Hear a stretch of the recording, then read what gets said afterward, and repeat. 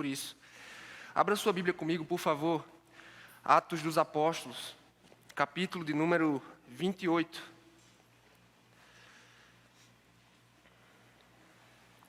Atos dos Apóstolos, capítulo de número 28. Nós vamos estudar a primeira seção desse capítulo, que vai do verso de número 1 ao verso de número 10.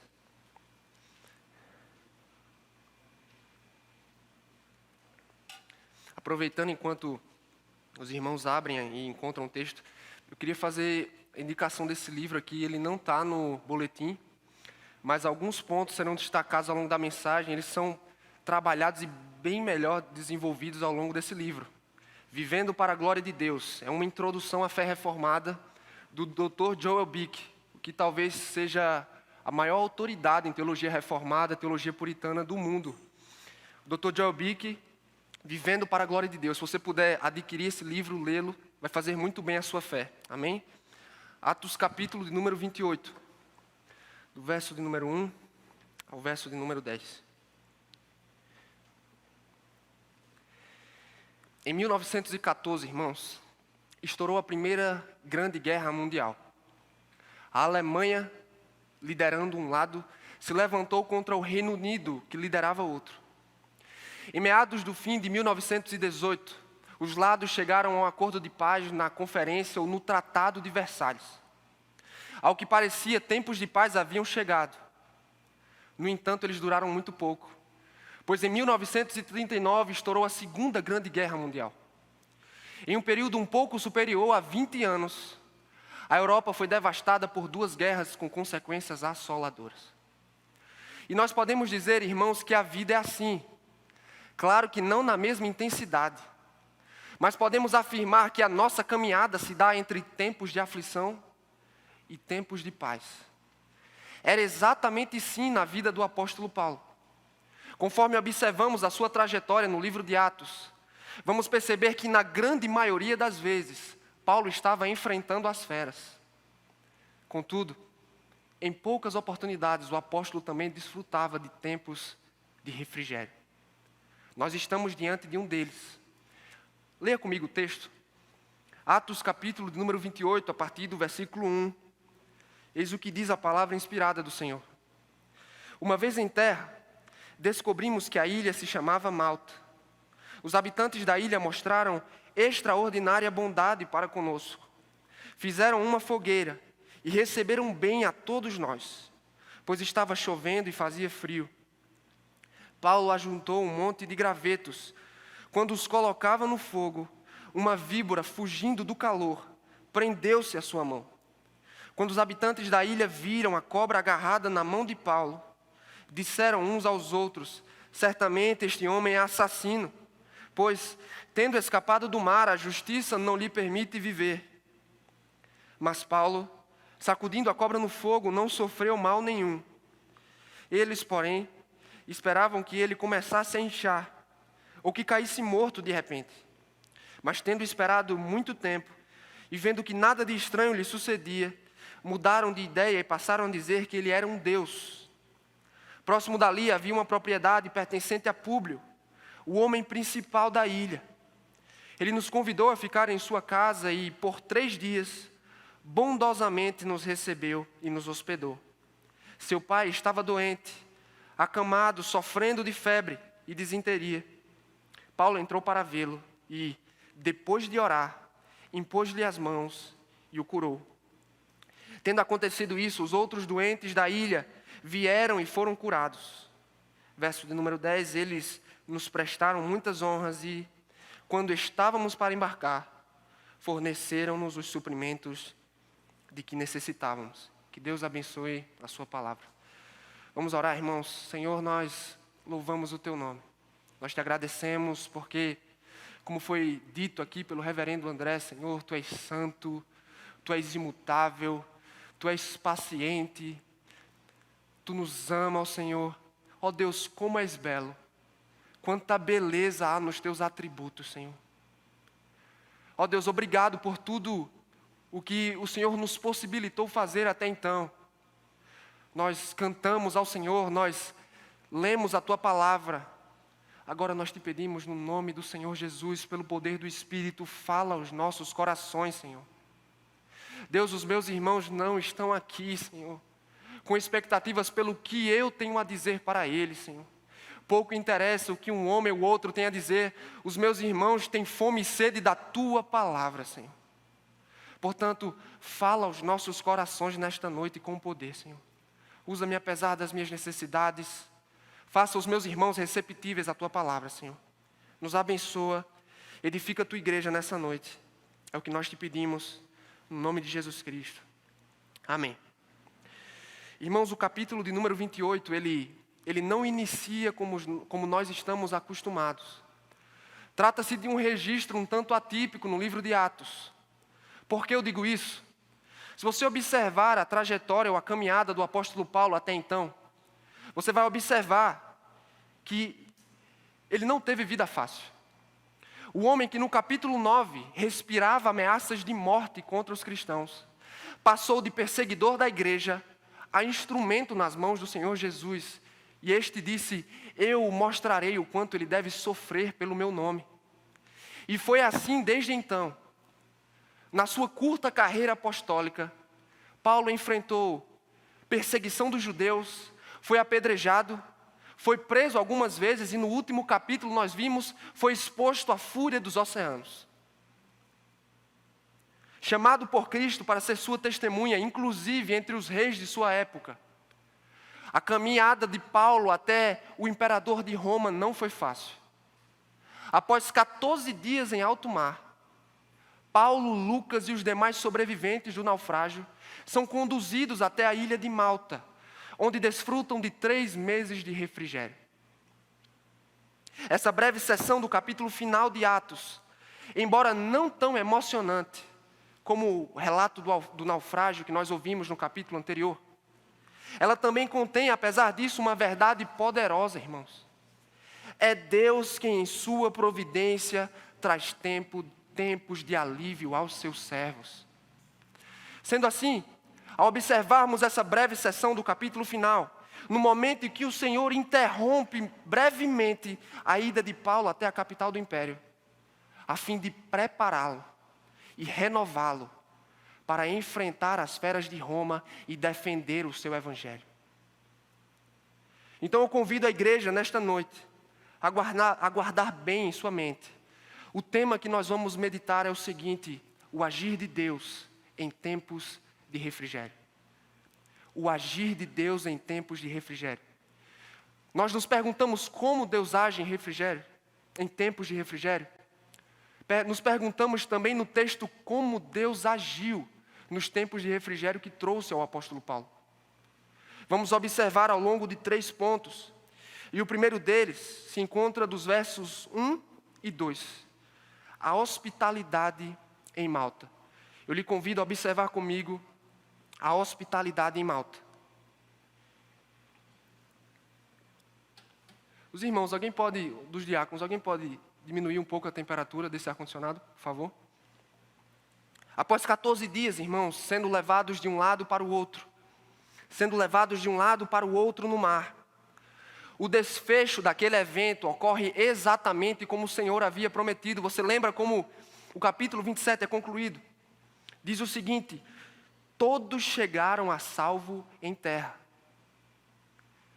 Então Lucas inicia o capítulo 28 registrando a respeito do início da estadia deles naquele lugar. Verso de número 1. Uma vez em terra, descobrimos que a ilha se chamava Malta. O nome da ilha, irmãos, no dialeto daquela região, significava um lugar de refúgio. Provavelmente por funcionar como um porto estratégico para navios, bem como um abrigo para os tripulantes. Mas nós nos perguntamos, será que Paulo finalmente encontrará um pouco de tranquilidade? Seria aquele, de fato, um lugar de refúgio para o apóstolo? Aparentemente sim, irmãos. Pois, por onde Paulo passou em suas viagens missionárias, ele enfrentou grande oposição, grande sofrimento pela causa do evangelho. Ao que parece, entretanto, as coisas em Malta seriam um pouco diferentes. Finalmente ele teria alguma tranquilidade, pois no verso 2, observe comigo, diz o seguinte: os habitantes da ilha mostraram extraordinária bondade para conosco. Fizeram uma fogueira e receberam bem a todos nós, pois estava chovendo e fazia frio. Sobre esse versículo, irmãos, há duas ponderações importantes a serem feitas.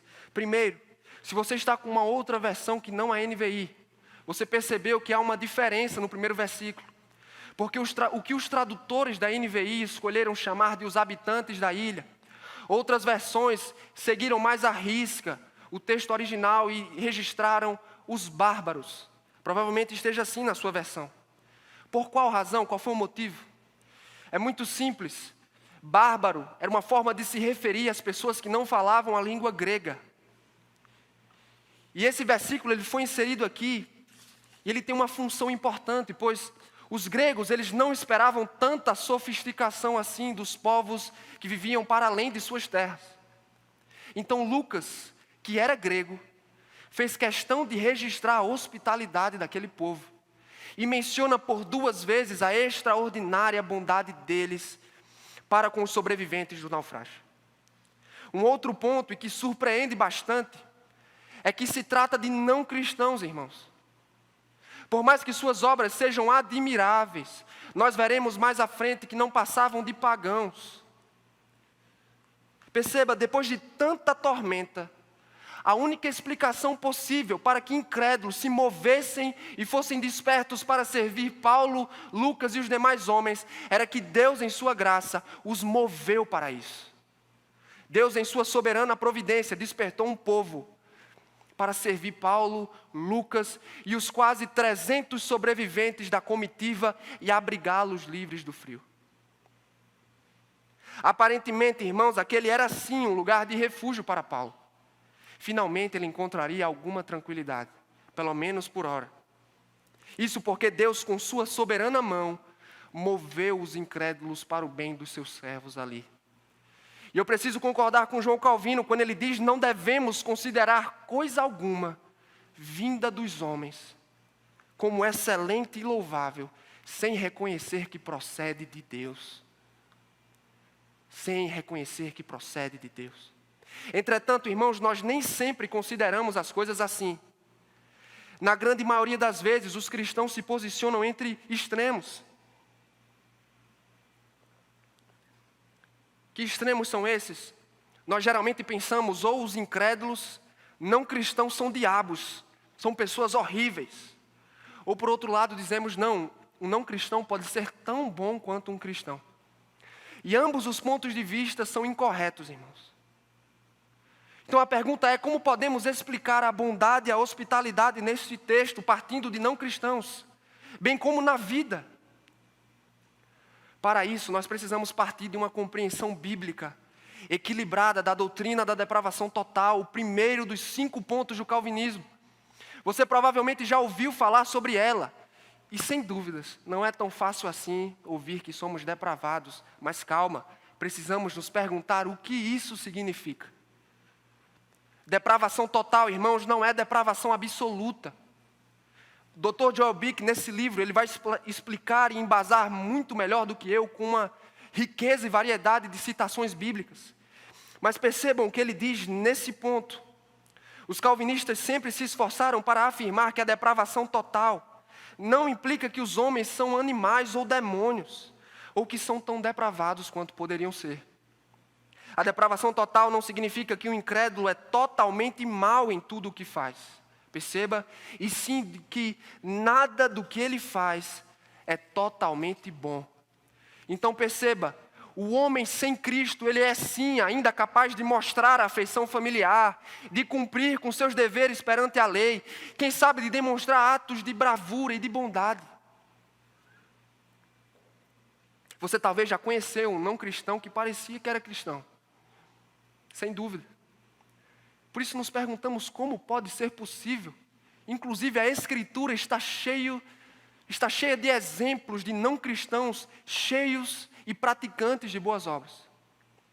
E a resposta para isso é a seguinte, irmãos: Deus concede dons e graças à humanidade caída para o seu benefício. E um destes é a restrição da maldade humana. Pela operação da sua graça, Deus ele refreia e restringe a maldade e a desobediência humana, a fim de que estas não atinjam proporções assustadoras. Ora por meios externos, como o Estado e sua espada, Romanos capítulo 13. Às vezes também atuando no coração internamente, refreando os desejos e más intenções dos homens. O homem não é tão caído, irmãos, embora morto em seus pecados, ele não está tão caído, que não tenha preservado traços de moralidade, de bondade, de verdade. Por mais mal que seja, todo homem, toda mulher, sem o Senhor, ainda tem traços da imagem de Deus. E, portanto, todo e qualquer bem vem por causa disto, vem desta fonte. Após esses esclarecimentos, irmãos, nós nos perguntamos, e quanto aos cristãos, o que a Escritura tem a dizer sobre cristãos e boas obras? E é muito simples essa resposta. De acordo com a Bíblia, cristãos são chamados para as boas obras. No capítulo 2 de Efésios, depois de mencionar a graça salvadora de Deus, Paulo diz no versículo de número 10, porque somos criação de Deus, perceba, realizada em Jesus Cristo, para fazermos boas obras, as quais Deus preparou antes para nós as praticarmos. Essa afirmação vem após Paulo dizer que somos salvos pela graça, mediante a fé, e isso não vem de nós, é dom de Deus, não por obras para que ninguém se glorie. Ou seja, de acordo com o Evangelho, as minhas e as suas obras não podem garantir a salvação. Por outro lado, nossas obras são evidências e frutos da graça salvadora. É por isso que Tiago, escrevendo a sua carta, disse: assim também a fé por si só, se não for acompanhada de obras, está morta.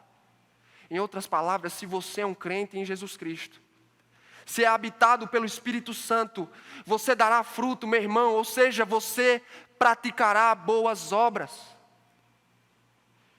Mas não se engane, não se resume apenas ao que fazemos. Quem sabe antes de vir ao culto, você entregou uma moeda para uma criança no sinal.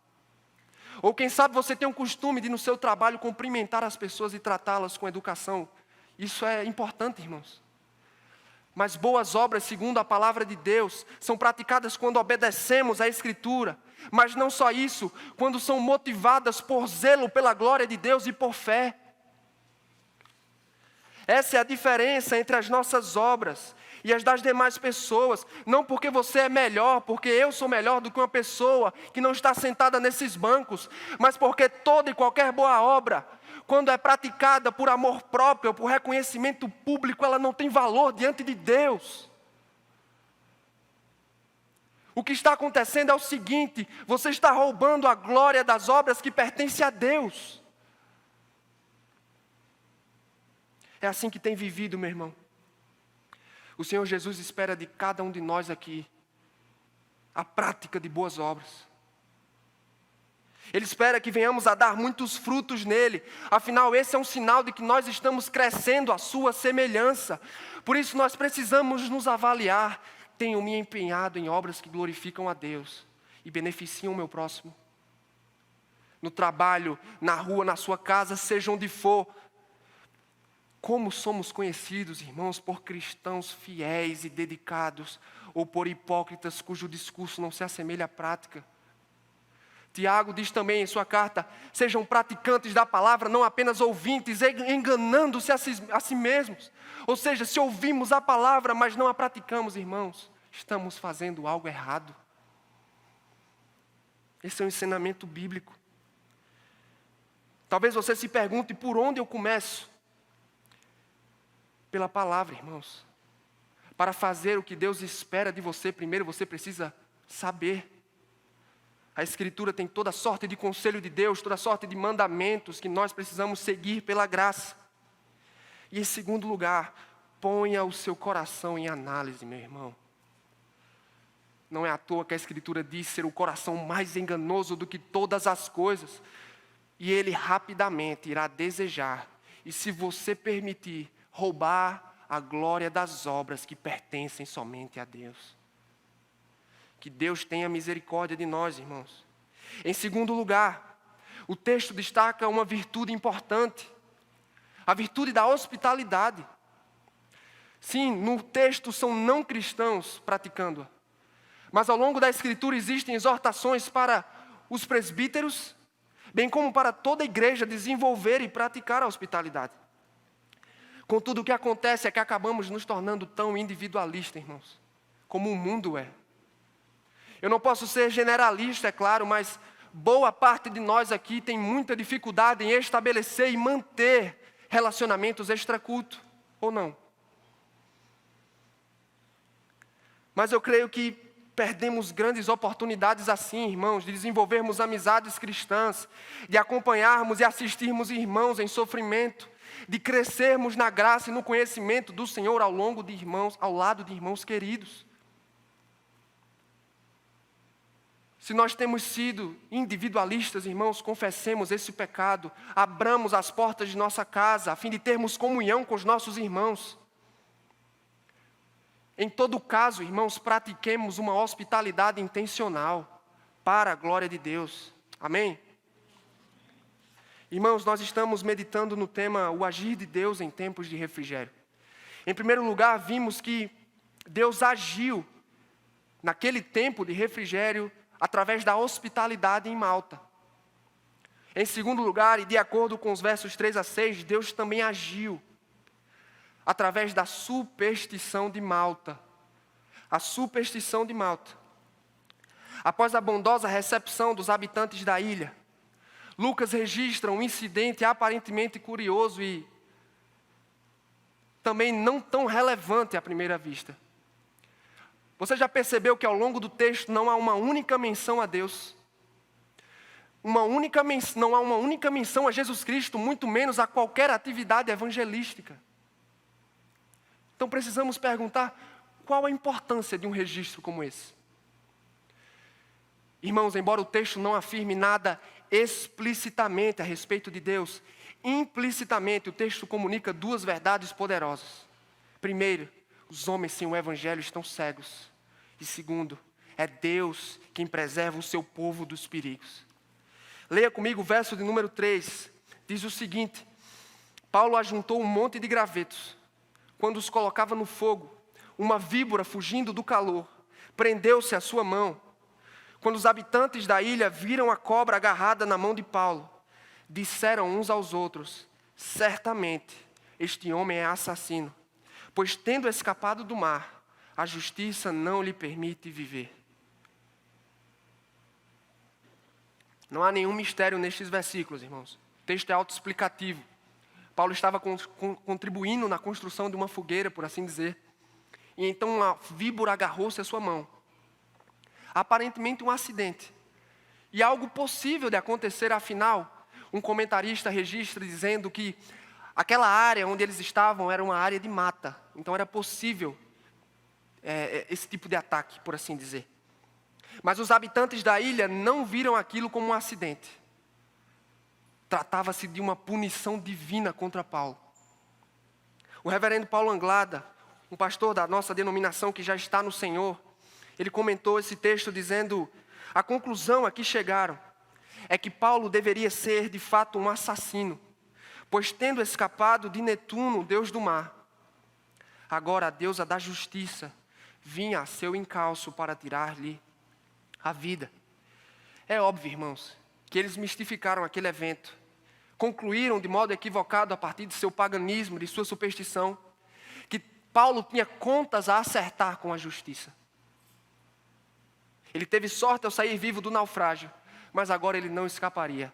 A víbora iria derrubar o apóstolo.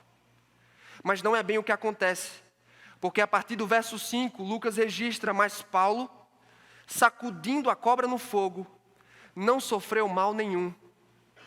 Eles, porém, esperavam que ele começasse a inchar ou que caísse morto, de repente. Mas tendo esperado muito tempo, e vendo que nada de estranho lhe sucedia, mudaram de ideia e passaram a dizer que ele era um deus. Considerando que se tratava de uma víbora venenosa, irmãos, aquelas pessoas esperavam que rapidamente, em poucos instantes, Paulo caísse duro, morto ali no chão. Mas você percebeu que Lucas não menciona qualquer preocupação, qualquer desespero por parte dele? E a resposta é muito simples para isso, irmãos. Deus o havia prometido que ele iria a César. No naufrágio, na mordida da víbora, Paulo estava convencido, nada vai me impedir de chegar ao meu destino. Então ele creu e descansou no Senhor. Paulo fez sua parte crendo no Senhor, e este fez a sua, preservando soberanamente a vida do apóstolo. Os habitantes da ilha, por outro lado, percebendo que nada acontecia a ele, mudaram de ideia num piscar de olhos. Não, esse homem não é assassino não, só pode ser um Deus. Lucas faz questão de mencionar a velocidade com a qual eles mudam de ideia. Em resumo, ao mistificar os eventos e divinizar Paulo, os habitantes da ilha demonstravam ter uma visão de mundo totalmente pagã, totalmente equivocada, irmãos, a respeito de Deus, a respeito da verdade e a respeito do agir dos deuses nesta vida. Eles eram o que o apóstolo Paulo disse ao escrever aos Romanos. Eles desconheciam os caminhos da paz. Eles não entendiam a Deus. E eu posso dizer que hoje em dia as coisas não são tão diferentes quanto da época do apóstolo Paulo. As pessoas no século 21, irmãos, são tão religiosas como as pessoas do primeiro século. Isso se explica porque fomos criados à imagem de Deus. Então somos necessariamente seres religiosos. E por religião eu não me refiro exclusivamente à adesão de práticas, comportamentos e rituais. Eu estou mencionando também crenças e convicções com as quais nós assumimos compromissos e que governam toda a nossa vida. Nesse sentido, meu irmão, um ateu é tão religioso quanto você que está sentado nessa cadeira. Sabe por quê? Porque ele tem crenças e convicções as quais não pode provar e que o ajudam a ler o mundo e a interpretar a vida. Em Malta, os homens tinham uma visão pagã e até supersticiosa a respeito dos deuses, a respeito de seu agir nesta vida, no seu trato com os homens. Se você se recorda, no capítulo 17 de Atos, quando Lucas registra a ida do apóstolo Paulo a Atenas, ele faz questão de mencionar que Paulo, quando viu a idolatria da cidade, ele ficou irado, irmãos. E eu posso afirmar que também hoje existe um furor, uma pressão vinda do mundo para abandonarmos as nossas crenças e cedermos às forças de nossa cultura. Contudo, irmãos, cristãos não negociam a verdade. Ouça bem, cristãos não negociam a verdade. Vocês acham mesmo que o apóstolo Paulo, que não teve medo de ser apedrejado no capítulo 14, quando os homens de Listra disseram, esse homem é um Deus do mesmo jeito que aqui. Paulo foi apedrejado por negar isso. Vocês acham mesmo que ele permaneceria calado e iria consentir com aquela inverdade? Da mesma forma, nós hoje, irmãos, não negociamos as verdades da Escritura. Ela é o sol por meio do qual enxergamos todas as coisas. Ela é a lente pela qual lemos o mundo. Portanto, se de fato este livro é inspirado, se de fato a palavra de Deus é justa, eterna, digna de confiança, verdadeira em tudo quanto diz como está escrito, não estamos autorizados a negociar a verdade dessas páginas, irmãos. É por isso que cristãos não negociam e não concordam com a redefinição de casamento, irmãos. Eu posso ser tolerante, mas não posso ser obrigado a concordar com a redefinição que a nossa sociedade propõe, porque diz a palavra de Deus, é entre homem e mulher. É por isso também que cristãos não negociam conceitos fundamentais em seus campos acadêmicos, como por exemplo, a inspiração das Escrituras. Outros aspectos que não podem ser explicados pela ciência, como por exemplo a ressurreição de Cristo. Não abrimos mãos dessas crenças fundamentais, irmãos. Embora vivamos numa sociedade totalmente inclusivista, onde cada um tem a sua verdade, você tem a sua verdade, eu tenho a minha. Meu irmão, o cristianismo é totalmente exclusivista, pois Jesus Cristo diz, eu sou a verdade. Não estamos autorizados a negociar a palavra, irmãos. É por isso também que pastores não negociam a verdade do Evangelho. Vocês acham mesmo, irmãos, que o Evangelho pregado por Jesus Cristo, pelos apóstolos, era um Evangelho que amaciava o ego das pessoas e que não as incomodavam? O Evangelho era, segundo a Escritura, escândalo para os religiosos, loucura para os sábios. Sabe por quê? Porque o Evangelho é uma mensagem que contém tudo o que os ouvidos dos homens detestam ouvir. Você é um pecador. Você está debaixo do juízo de Deus, condenado. Não há um único justo, um sequer. Não há alguém tão puro e tão íntegro, tão puro de coração e que ame a Deus perfeitamente nessa vida. É por isso que Paulo diz: a ira de Deus é revelada dos céus contra a injustiça dos homens. E para piorar, irmão, nada que você faça pode assegurar o seu caminho até o céu, porque se você não for perfeito, não oferecer perfeita obediência, meu irmão, você está debaixo da condenação ainda assim, porque Deus não aceita menos do que perfeita obediência. Só há um único caminho, meu irmão, um único caminho para que pecadores sejam salvos. Só há um único caminho para que o injusto seja declarado justo, para que o culpado seja chamado de inocente, e este caminho é Jesus Cristo. Você não pode sair por estas portas, meu irmão, sem considerar o seu destino eterno. Você não pode ouvir esta mensagem e não ser despertado e não ficar alarmado, pois seu destino eterno depende de como você responde ao Evangelho. Diz a Escritura que na cruz do Calvário Deus fez cair sobre Deus a aflição e a punição pelos pecados dos homens. Ele foi atormentado e esmagado por causa das nossas transgressões e iniquidades. Ele recebeu o nosso demérito a fim de nos conceder seu mérito. Ele recebeu sobre si sua maldição e foi chamado pecado a fim de nos abençoar por toda a eternidade. E o Evangelho nos chama a responder em arrependimento e em fé. Palavras de Jesus: quem crê no Filho tem a vida eterna. Quem não crê, a ira de Deus permanece sobre ele. Talvez você tenha entrado por estas portas como os homens de Malta, cegos para a verdade de Deus, com o coração endurecido e despreocupado com o seu destino eterno. O Evangelho o desperta e o chama à resposta: arrependa-se de seus pecados e creia na pessoa de Jesus Cristo. Se você já o tem, meu irmão, descanse. Diz o apóstolo Paulo: temos paz com Deus, amém? Temos paz com Deus, que outro consolo maior que esse existe, irmãos. Se você tem contas a acertar com a justiça, não perca tempo. Não saia por estas portas indeciso quanto ao seu destino eterno. Nós estamos meditando no tema o agir de Deus em tempos de refrigério. Nós vimos em primeiro lugar que Deus agiu na hospitalidade de Malta. Deus também agiu na superstição de Malta.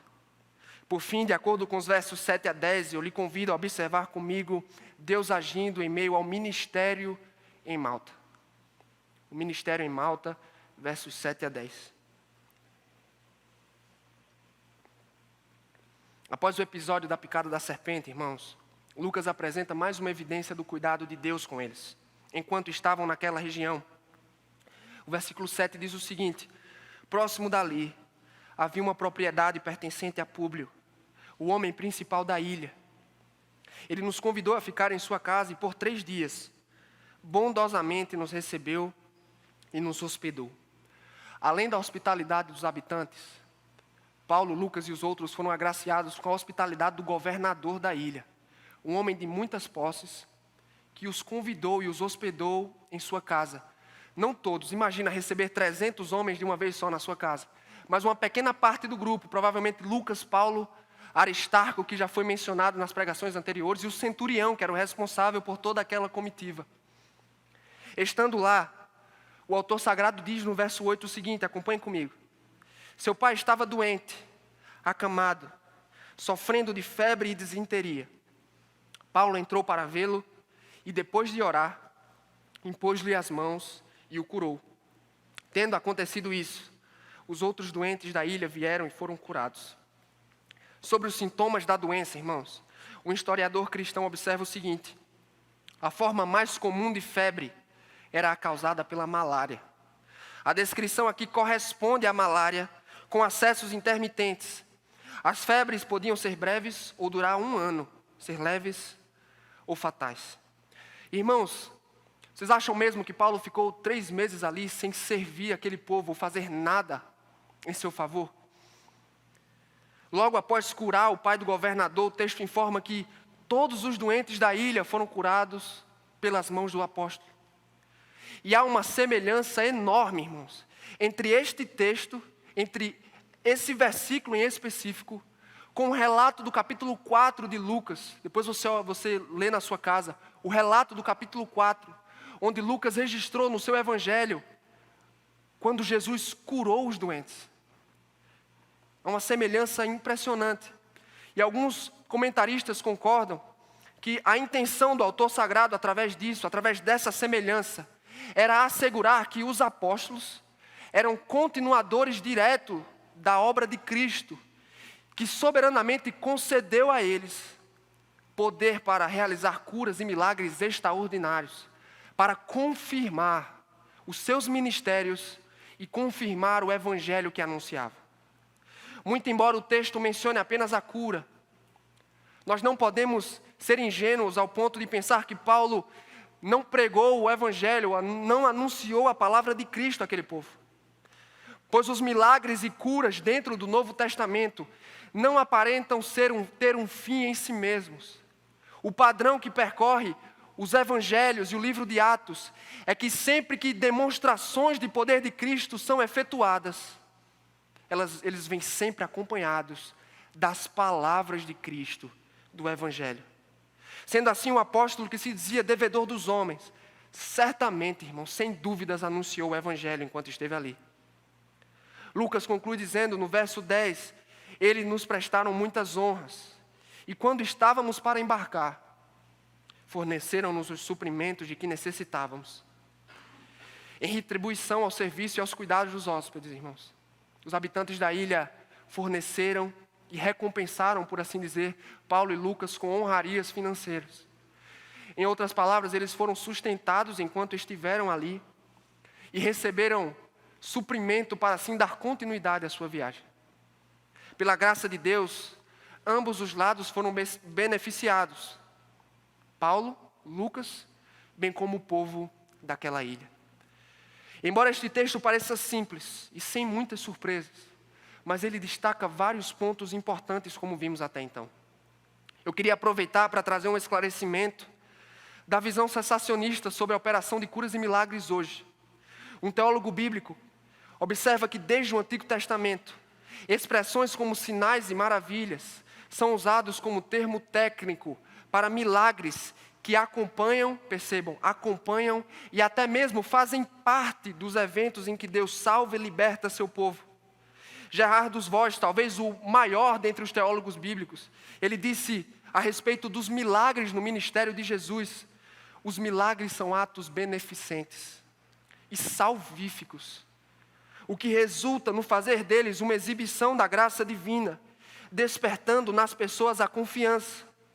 Isso, contudo, por mais importante que seja, não deveria receber a ênfase principal. O que é exclusivo ao milagre é a afirmação do poder divino. Na Escritura nós vamos observar que sempre demonstrações de poder, tanto no ministério dos apóstolos como no de Jesus, eles serviam para autenticar, para validar a mensagem que anunciavam. O cessacionismo não afirma que Deus não pode operar curas e milagres hoje.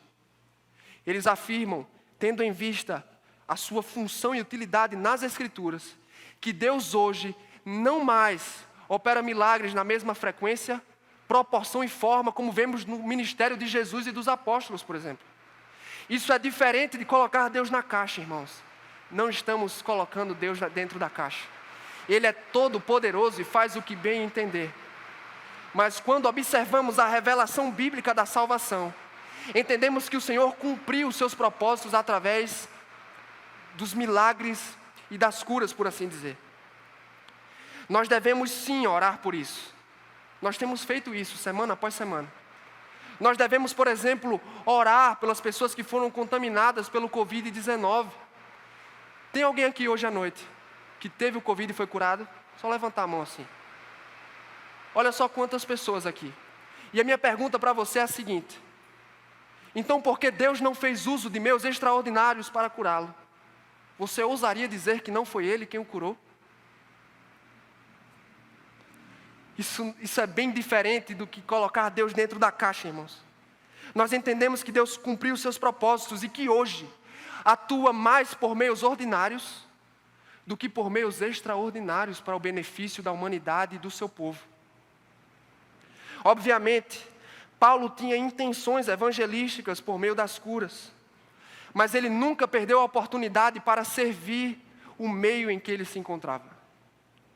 Enquanto esteve em Malta, trabalhou para aliviar o sofrimento daquele povo. É por isso que em tempos de refrigério, cristãos são chamados a servir a nossa comunidade. O apóstolo Paulo nos diz em 1 Coríntios 10:31, que a motivação para toda e qualquer atividade é a glória de Deus. Enquanto ele esteve na cidade de Corinto, diz o texto que ele trabalhou na fabricação de tendas. O que eu quero dizer é que Deus concede talentos e habilidades para cada um de nós aqui, para serem usados em benefício da nossa sociedade. O verdadeiro objetivo de nossa vida é servir a Deus, e enquanto servimos a Deus, servimos e beneficiamos o nosso próximo. E aí Deus envia a sua bênção sobre o nosso trabalho, nos recompensando pelos nossos labores e esforços. Nossa mentalidade, irmãos, não precisa ser: eu vou fazer o meu trabalho, cumprir o meu horário e ganhar o meu dinheiro.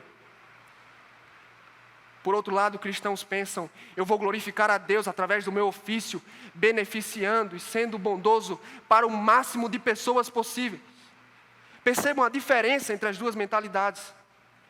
É com essa mentalidade que advogados e juízes se tornam uma bênção, médicos, comerciantes e donas de casa. E é por isso que eu preciso concordar, irmãos, com uma frase fantástica que eu li recentemente. Ele diz o seguinte: há uma grande diferença, o autor, há uma grande diferença entre pregar a palavra e lavar louças. Mas perceba, mas no tocante a agradar a Deus, nenhuma em absoluto.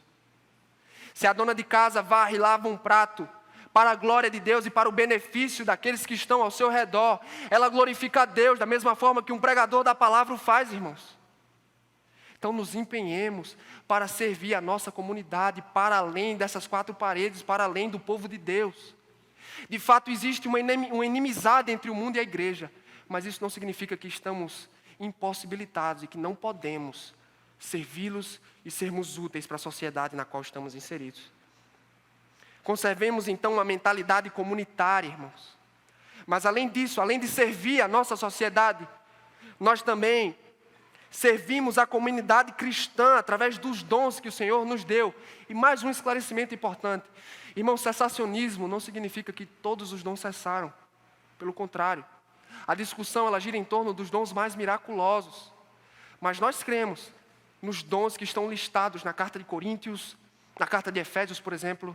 E cremos que Deus concedeu dons à sua igreja para a edificação do corpo, para seu crescimento e maturidade.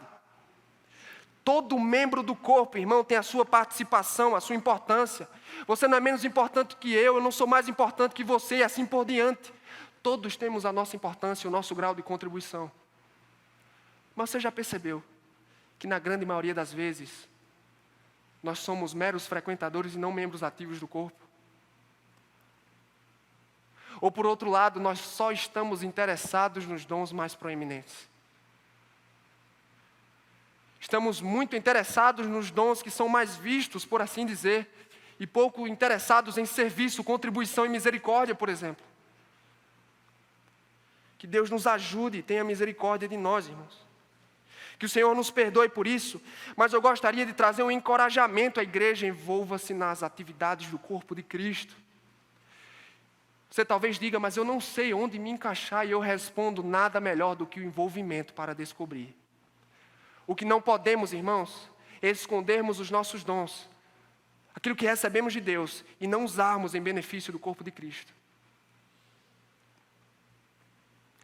Nossa vida é assim, irmãos. Nós alternamos entre tempos de paz e tempos de aflição. E na maioria das vezes, você vai ter que concordar comigo, nós atravessamos mares revoltos. Estamos acostumados a passar mais por mares revoltos e turbulentos do que por águas tranquilas. Foi assim com o apóstolo Paulo.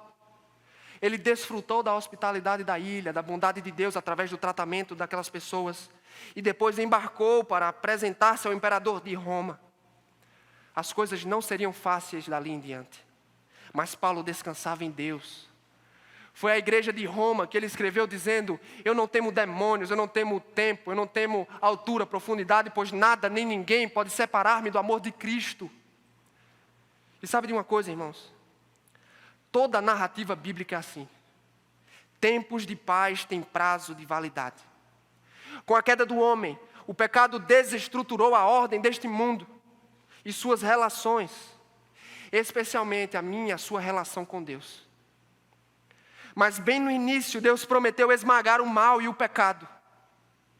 Até então, ou desde então, o povo de Deus vive uma montanha-russa. Se você já leu o Antigo Testamento, você vai ver nos juízes, nos reis, tempos de paz, tempos de crise, tempos de paz, tempos de crise, eles vivem essa alternância, uma montanha-russa.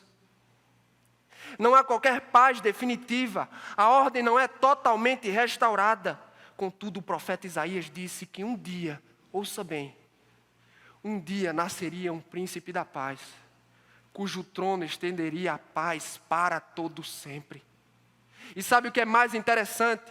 A paz seria instituída, não por meio de espada, não por meio de guerras, mas ele disse no capítulo 53 de sua profecia: a paz virá por meio do homem de dores, o servo sofredor. E ele disse na sua profecia: o castigo que nos trouxe a paz estava sobre ele, por suas pisaduras fomos sarados. Jesus Cristo, por meio do seu sacrifício e sua obra perfeita, ele não reconcilia só você e Deus, mas todo mundo. A ordem que foi perdida na queda será um dia restaurada. A criação deseja por isso, nós o desejamos. A paz definitiva vem com Jesus Cristo, aquela que já experimentamos no coração. Você tem paz com Deus, irmão? Pois se você tiver paz com Deus, meu irmão, saiba que virão tempos de paz sem prazo de validade. Virão tempos de paz sem prazo de validade. Sabe por quê? Porque esse livro termina com o seu autor enxugando dos nossos olhos toda a lágrima. Que isso seja consolo ao teu coração. Um dos mais belos catecismos da Igreja Reformada responde a sua pergunta no número 1, dizendo: qual o seu consolo, seu único consolo na vida e na morte? Ele responde que não pertenço a mim mesmo, mas pertenço de corpo e alma ao meu Senhor Salvador Jesus Cristo. Ele é o teu consolo, Ele te guardará e Ele trará tempos de paz sem prazo de validade. Amém? Baixe a sua cabeça, pense sobre o que acabamos de ouvir. Que Deus seja louvado. Amém.